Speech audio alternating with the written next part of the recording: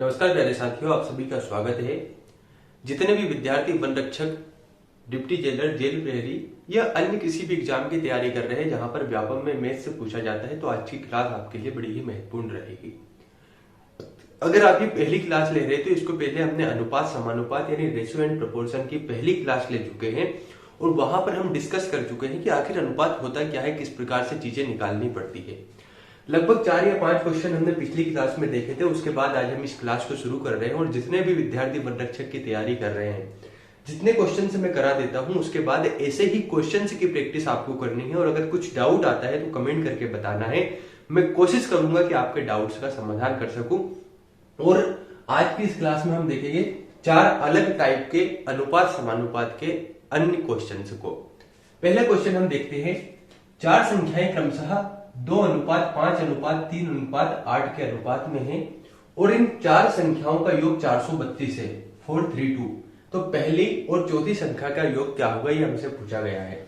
देखिए, सबसे पहली बात तो ये कही गई है कि 4 संख्याएं कौन कौन सी, 2:5:3:8 और 8। इस अनुपात में 4 संख्याएं हैं। हमसे क्या कहा कि इन चारों संख्याओं का योग है 432, 432 इन चारों संख्याओं का योग है। हमने पिछली क्लास में अनुपात में देखा था, जब भी हमसे अनुपात दिया जाए और संख्या दी जाए तो हमें इन चारों को जोड़ना है। 5 2 7 9 9 सॉरी 5 2 7 और 7 और 3 10 और 10 और 8 होता है 18। तो यहाँ पर 18 से जब हम भाग देंगे 432 में तो हमें ये पता लगेगा 1 बराबर कितना।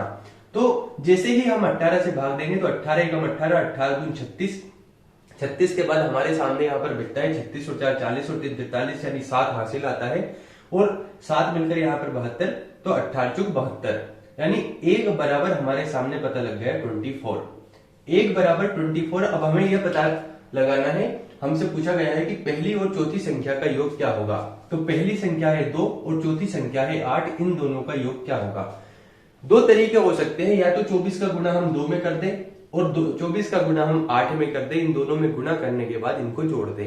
या एक तरीका ये है, पहले 2 और 8 को जोड़ दें यानी 10। अब इस 10 का गुणा हम 24 में कर दें तो हमें पता लग जाएगा कि इन दोनों संख्याओं का योग क्या होगा। तो 8 और 2 मिलकर होते हैं 10, 10 गुना 24, क्योंकि 1 बराबर 24 तो 10 बराबर कितना, 10 बराबर होगा 240। और यही हमसे पूछा गया था कि पहली और चौथी संख्या का योग 240 होगा और यही हमारा आंसर है। तो हमें करना क्या होता है, क्वेश्चंस को अच्छे से समझना होता है। अनुपात में जो संख्या दी होती है उन्हें जोड़कर जिस संख्या के बारे में बोला जाता है उसमें भाग दीजिए। भाग देने पर हमें पता लगेगा 1 बराबर कितना। अब 1 बराबर 24 है तो यहाँ पर पहली और चौथी संख्या का योग पूछा था। पहली संख्या 2 है, चौथी संख्या 8 है। इन दोनों को जोड़ दीजिए। जोड़ने के बाद जो आंसर आएगा वही हमारा आंसर होगा। तो हमारा आंसर हो गया 240 अगले क्वेश्चन को देखते हैं। बड़ा ही महत्वपूर्ण क्वेश्चन है और ऐसे क्वेश्चन से आते रहते हैं। अगला प्रश्न हमसे क्या पूछा गया है, ए का 40% बी के 35% के बराबर है, तो ए और बी का अनुपात क्या होगा, ये हमसे पूछा है। ए अनुपात बी कितना होगा।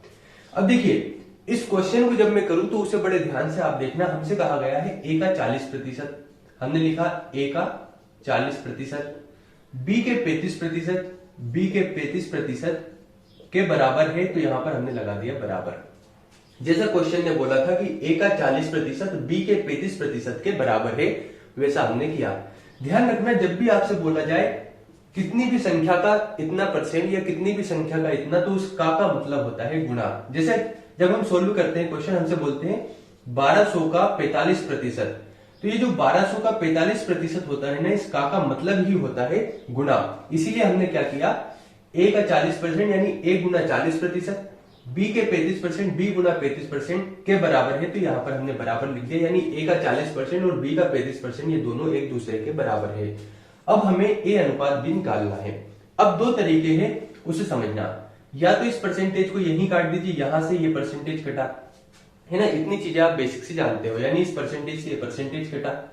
अब ये बी यहां पर मल्टीप्लाई में है तो ए यहां पर वैसा का वैसा ही है, बी गुना में है तो ये बटे में चला जाएगा, बराबर ये 35 यहां पर ऐसा ही रहेगा और यहां पर 40 गुना में है तो ये बटे में आ जाएगा। यहां तक बातें क्लियर है। 5 से इसे उड़ा दीजिए, 5 छक 30, 5 7 35, 5 8 40।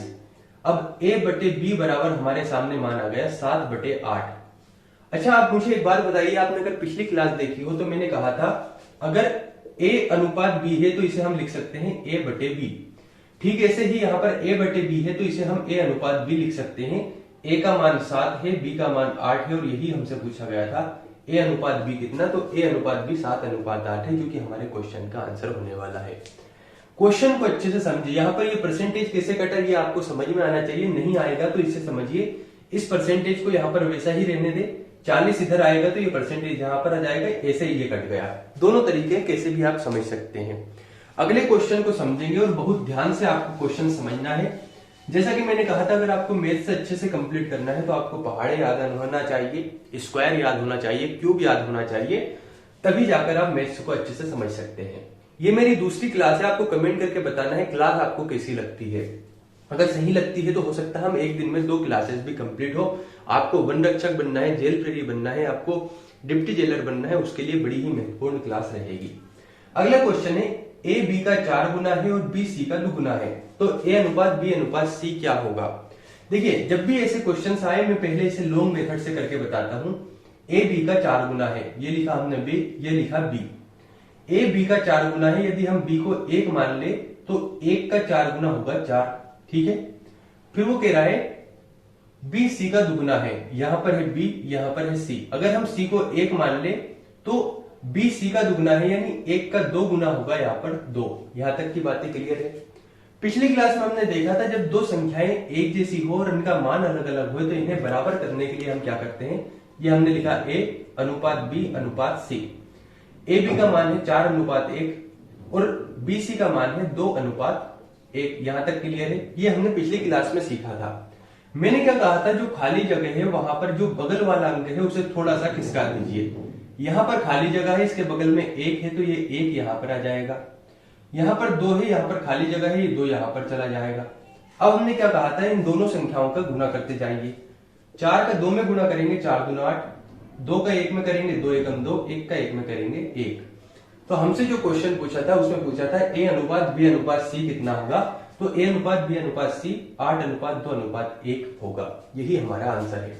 हमसे कहा था ए बी का 4 गुना है, अगर हम बी को 1 मान ले तो इसका 4 गुना 4 होगा और बी सी का 2 गुना है तो ए को अगर हम सी को अगर 1 मानते हैं तो बी उसका 2 गुना यानी 2 होगा।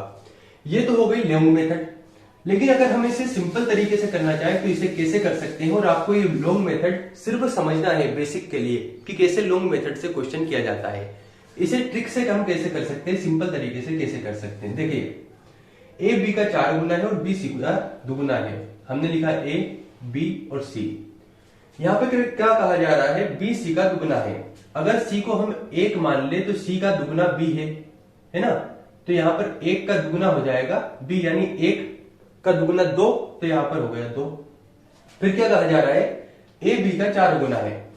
ए बी का 4 गुना है, अगर बी का मान 2 है तो 2 का 4 गुना कितना होगा, 4 दून 8। तो यही हमसे पूछा गया था पिछले क्वेश्चन से में, या इसी क्वेश्चन में जब हमने लॉन्ग मेथड से किया तब भी आंसर 8 अनुपात 2 अनुपात 1 आया था। अब भी आंसर यही आ रहा है।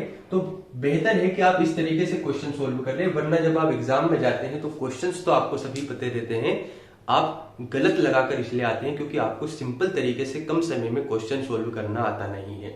सिंपल सी बात थी, बी सी का 2 गुना है, अगर सी को 1 मान ले तो सी ए का 2 गुना 2, इसके बाद ए बी का 4 गुना है, अगर बी का मान 2 है तो 2 का 4 गुना यानी 4 दून 8, 8 यहाँ पर ए होना चाहिए। इसी प्रकार से हमें इस प्रकार के क्वेश्चन को करना होगा। देखिए, जब भी मैथ्स की बात आती है आपने क्या है, मन में धारणाएं बिठा रखी है और धारणाओं के आधार पर आप मैथ्स को गलत या कठिन मान रहे हैं, जबकि मैथ्स इतना कठिन नहीं है। जीएस की अपेक्षा मैथ्स को करना आसान है। क्योंकि ये स्कोरिंग सब्जेक्ट है, इसे कम से कम समय में कंप्लीट किया जा सकता है। अगले और लास्ट क्वेश्चन को देखते हैं। दो संख्याओं का योग 40 है। मान लेते हैं एक संख्या x है, दूसरी संख्या y है। इन दोनों को प्लस करते हैं तो इनका योग हो जाता है 40। दो संख्याओं का योग 40 है, यानी x प्लस वाई बराबर 40, ये हमने माना। और उनका अंतर 4 है, यानी इन्हीं संख्याओं का अंतर x माइनस वाई बराबर 4 है। अब हमसे क्या कहा गया है, उनका अनुपात ज्ञात करें। हमने जब 10th या 8th में विलोपन विधि पढ़ी थी उसके हिसाब से ये क्वेश्चन सोल्व होता है।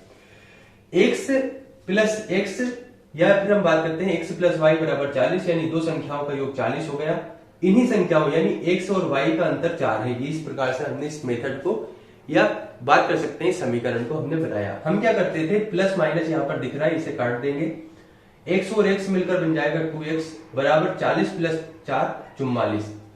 x का यहाँ पर अगर हम बात करें 2 इसके x के गुणे में है तो ये 2 यहाँ पर चला जाएगा 44 के बटे में, और 2 से जब हम 44 को काटेंगे 2 दून 4 2 दून 4 यानी x बराबर 22 हमारे सामने आ गया। अच्छा, हमसे क्या पूछा गया है, इन दोनों संख्याओं का अनुपात क्या होगा। पहली संख्या x है, x का अनुपात 22 या x का मान 22 हमें पता लग गया। हम क्या करते थे, जब x का मान पता लग जाता था तो किसी भी एक समीकरण में हम उसका मान रखते थे तो हमें दूसरे समीकरण का या दूसरी संख्या का मान पता लग जाता था। तो पहला जो समीकरण है x प्लस वाई बराबर 40, इसमें हम मान रखते हैं x का। तो x बराबर 22 प्लस वाई बराबर 40। ये जो 22 है यहाँ पर प्लस में है, इधर की ओर आएगा तो माइनस में चला जाएगा। तो y बराबर 40 माइनस 22, तो y बराबर 40 में से 22 जाता है तो 18 यहाँ पर आंसर आता है। 10 में से 2 गया तो 8, 3 में से 2 1, यानी x का मान हो गया 22, y का मान हो गया 18। तो हमसे क्या पूछा था, इन दोनों संख्याओं का अनुपात क्या होगा।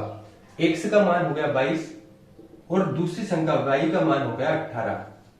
अभी अगर कट सकता है तो काट देते हैं, 2 एकम 2, 2 एकम 2, तो 2 नाम 18। और यही हमसे पूछा था, x का मान होगा 11, y का 9, और यही इन दोनों संख्याओं का अनुपात है। अच्छा, अगर आपको मैथ्स की क्लास सही लगती है तो आपको कमेंट करके बताना, हम इसे रेगुलर रखेंगे और हो सकता है एक दिन में हम 2 क्लासेस लेकर आए।